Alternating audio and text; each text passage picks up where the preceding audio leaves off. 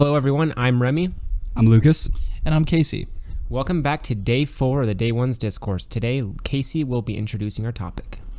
Yeah, so today we're going to be talking about a subject that I'm pretty into, and I think we're all pretty into, which is lucid dreaming.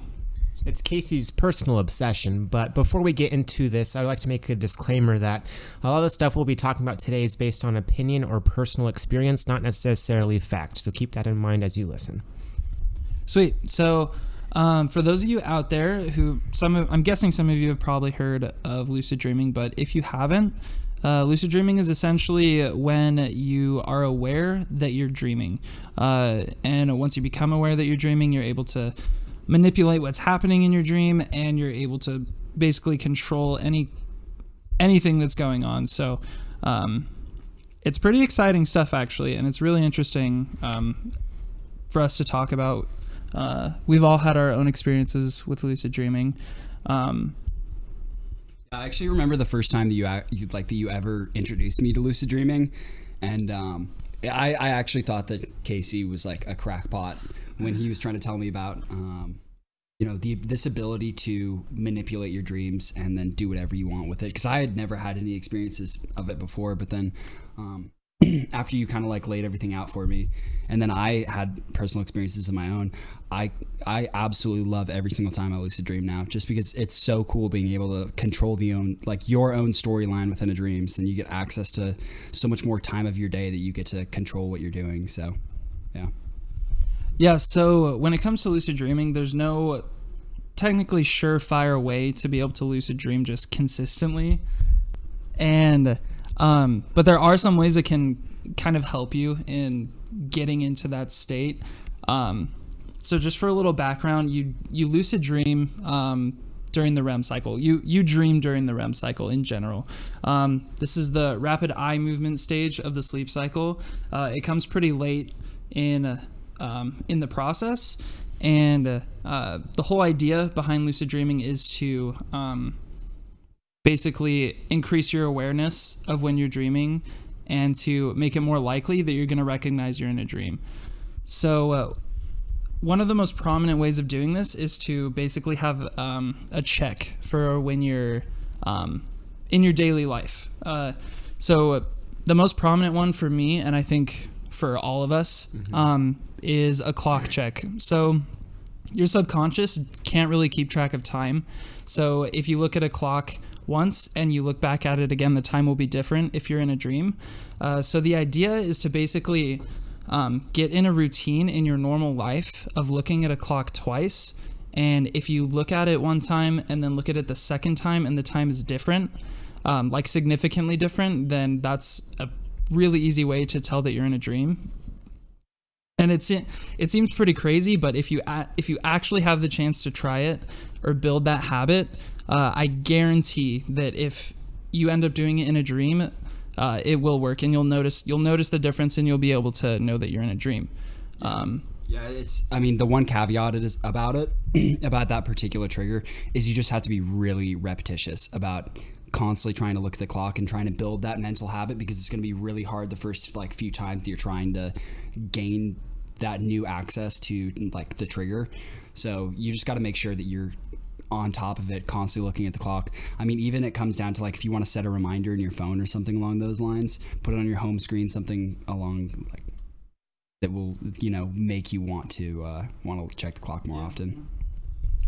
Yeah, so that's the way that I almost exclusively lucid dream, is by checking clocks. It's because that's the way Casey introduced me to the subject, and that's the way I've been practicing for a while. But pretty soon after we started doing that, I was able to just randomly lucid dream more frequently, because most people will just randomly lucid dream, once or twice in their life. Some people more often, some people less often. But after getting that method down, I found out that I was randomly lucid dreaming more, even from not even having to check a clock or ask for time or stuff like that, which is kind of an interesting little thing that happens as a byproduct of doing the clock checking one, at least. Yeah, so there's that method. And if you've ever seen Inception, Leonardo DiCaprio's character, his little check is a top, and this will work in a dream too. If you spin a top, it won't fall over, it won't stop spinning. but obviously in real life it's gonna eventually stop. That's kind of the parallel between these two. That's another way to see if you're in a dream or not. And the clock method is also another way to tell if you're dreaming. There's also another way. It tends to be a little more rare, and it doesn't happen as often, and it comes through the method of sleep paralysis. And it can be a little scary, and I've only done it a handful of times, if that. I know Lucas has done it, Remy's done it too. But this is essentially tricking your mind into thinking that your body is asleep. So you lay in your bed and you're there just waiting. You try to make everything as quiet as possible. You focus on the littlest sensations that you're feeling. You don't react to those sensations. So you sit there just motionless. You close your eyes, try to get calm, lower your heartbeat. And eventually, if you're focusing enough, or essentially not focusing, your mind will slip into this state, and it's called sleep paralysis. And it can cause these hallucinations that can be pretty terrifying. Some people have seen some really scary things, myself included. They can be less harmful, but you're never in any real danger, but it can be pretty terrifying. But this can be a transition into lucid dreaming, because your mind essentially thinks that you're asleep, and so it's starting to disconnect from your conscious self, and it's slipping into your subconscious.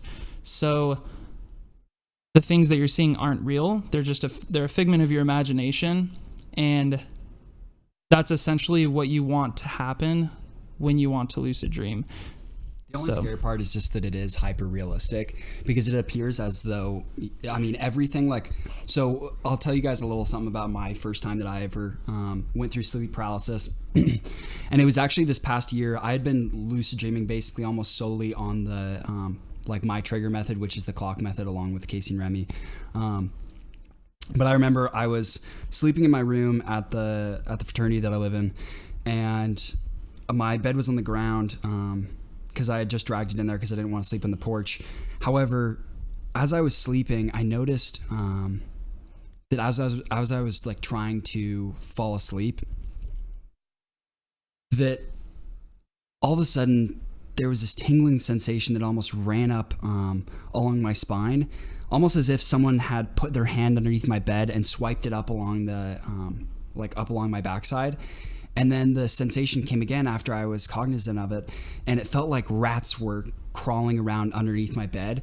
And it freaked me out at first, because then I instantly went to go move, but my body was completely paralyzed. And then all of a sudden it launched that trigger, because I'd heard Casey's previous encounters with sleep paralysis, so that I knew that I was in sleep paralysis at that time, and that I could instantly just go into a lucid dream. So it was probably one of the coolest experiences of my life, because it was about 20 seconds of just terror, because why are these rats crawling underneath my bed?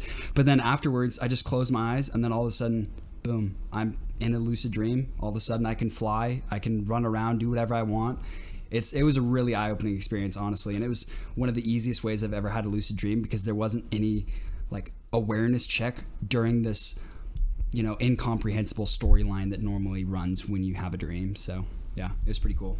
Yeah, that's kind of an interesting. My initial experience with sleep paralysis actually was a little bit before Casey ever told me about lucid dreaming, so I didn't really know what was going on, and I did some research afterwards. But basically what happened was I was just laying in bed, it was late at night, and I just went numb, and my entire body, I couldn't move, and I got a little nervous. And then what seemed like time sped up, and days started passing in front of my eyes, and it wasn't scary and the fear, I'm terrified of this thing that's around me. It's more of time is moving really fast, and that's kind of a scary thought. And then people started moving in and out of my room as if going really fast, as if something happened, those typical scenes in movies where people go in and out of a hospital room really fast, and the person's laying in the hospital bed looking at everything going really fast around them, and they have really no control over it. That was kind of the way it was for me. And when I closed my eyes, I woke up in my dream, if that makes sense. And I was in a hospital room, and that was kind of the way it went. And it was like really weird, but I knew I was dreaming, and I knew everything around me was fake, but everything seemed to go so fast. And then I was able to slow down time and see what was going on. It was just kind of an interesting initial experience into lucid dreaming and sleep paralysis, because mine wasn't necessarily terrifying, like there was a scary creature or rats crawling or whatever. It was just kind of like I had no control over what was going on. The time seemed to go really fast, so it was kind of interesting. Yeah, the first time that I had sleep paralysis, which basically, I guess, encouraged me to look more into lucid dreaming, and made me realize what lucid dreaming really was. It was this time I was just laying in bed relaxing, not necessarily trying to fall asleep, but just sitting there, and I was super relaxed, just not really moving. Just be, Yeah, just like calmly. Going over the day, that kind of stuff. Thinking about normal things. And I'm sitting there, and I look over to my door, which is like right in front of me, and there's this like dark figure that's walking into the room, and like my immediate like reaction is to like freak out, like get up, do something, but I couldn't move, and I was like, what is going on? It's such a terrifying experience, honestly. Just like the idea that you literally cannot move is just it was so scary. Like there's this thing that's in my room. I have no clue what I have to do right now. And so my heart's just pounding, and I'm just sitting there having no clue what to do, and eventually it goes away. And so at the time I shared a room with my brother, so I turned to him and I asked him what time it was, and I wasn't really paying attention. He said a time. It was something like 9:30, and I didn't really hear him, so I asked him again, and then he said 4:30, and I was like, I'm pretty sure that's not what he just said. And so I asked him the time again because I was confused, and then he said a completely different time. So like 10:30, and I was like, okay, something's going on here, like this isn't right. And so I had asked him a couple more times, and he gave me different times every single time I would ask him, and I had no idea what was going on. But at that point I got up and I started like looking around and everything, and just things were off, like everything was different. Like I went out into my house, nobody was there. Everything looked different, just very odd. Everything, it wasn't necessarily completely wrong, but everything was off just slightly. Like something felt weird. And eventually I woke up, and later that day I looked into it and realized that I had gotten sleep paralysis, and that had been the transition into a lucid dream. When I was asking my brother what time it was, and he was telling me different times, that's essentially what we were talking about earlier, the time check, the clock check, which was really interesting to see coming from a verbal perspective instead of looking at a clock, like asking someone what time it was, and they were giving me different times each time. It was super weird to think that it's not just visual, but it was auditory as well. Yeah. That's a good point, actually. And I think it is worthwhile to mention for the viewers out there, or like the listeners, that that's not the only trigger that you can encounter, such as like there are other ways that you can realize that you're dreaming, such as one of the ones that I've used pretty frequently as well has been looking in a mirror, and you'll notice that your body is slightly modified, that there are subtle details that don't translate over in your subconscious.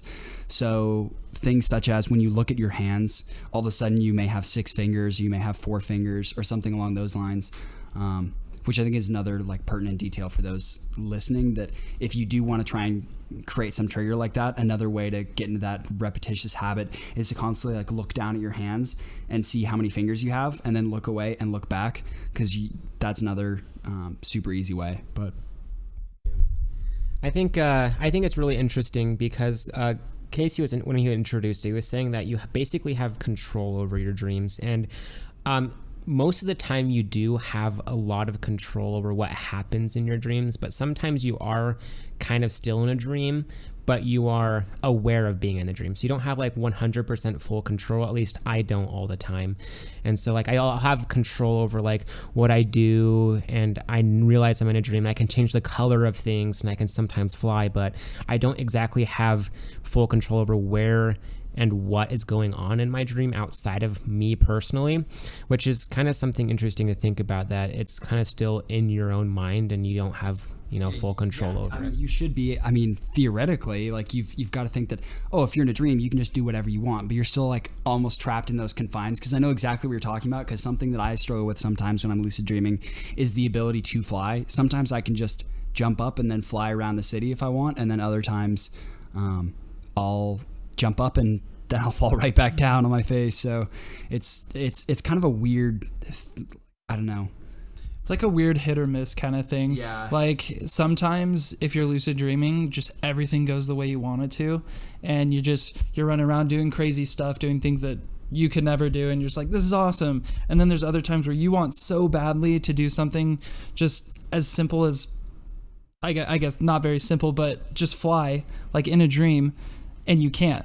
Like you're so used to these other times where you've been able to like, I just jump up and I start flying, and then all of a sudden you're in a lucid dream and you can't do that, and it's weird. It's like you feel so like super powerless because you're like, you're in a dream and you're like, this is my dream. I can do whatever I want, but I can't even do this. Yeah, it's the double-sided coin. Yeah, it's super interesting. I will say one thing that is kind of pertinent to mention as well for listeners who potentially are looking into lucid dreaming after hearing about this topic is one thing that I got like a lot of kind of like lashback about when I was telling my fraternity brothers about lucid dreaming was the idea that since you're not letting your body subconsciously follow the storyline that it's thinking of, then you're somehow interrupting your sleep cycle, or you're not sleeping as deeply, something along those lines. However, I'd like to personally dispel that kind of misconception, because some of the times I've lucid dreamed have been the times that I feel the most rested, because I wasn't at the will of some other subconscious storyline that I got to then choose what I was doing and get access to all those extra hours of sleep. So yeah, for sure. And as far as lucid dreaming goes, there are a lot of different methods that you can take. I won't go into all of them, but there are some pretty major ones. And recently people have been taking supplements to basically increase brain activity while they're sleeping. One of the most prominent ones that I just learned about today, it's acetylcholine, and people can take it in a pill form. It's also found in some different foods. I'm not sure what, but it's said to increase brain function and make your dreams more vivid. And people say that it helps them lucid dream and it helps them get into that state more easily. There's also other things. There's different techniques that you can do just to basically train your brain to lucid dream whenever you dream. It can be quite a bit of a commitment, but I've heard that it does pay off and that it really does work. So yeah, so if you guys are interested, there's a lot of research done online by scientists and people who've been doing this kind of stuff for years. So if you're interested, there's lots of places you can look online for any information that we might have missed out or didn't cover that you're interested in today. So I think that's it for that. We're going to quickly transition into our song recommendations for the week. So Remy, you can start us off. Alrighty, so the song I'm going to recommend for you guys today is called Venice by the Lighthouse and the Whaler, and it's just a really good song to hang out to, listen to, smooth, jive to. You're sitting in the car, hang out with your friends, just a good summer chilling song. Just jiving, having fun.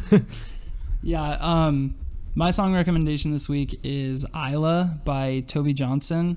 It's a pretty good, feel-good song. I'd consider it a cute song. I don't really like to call songs that, but it's got that feel for it. Yeah, it's cool. I definitely feel you. My song recommendation for this week is Head First by Christian French.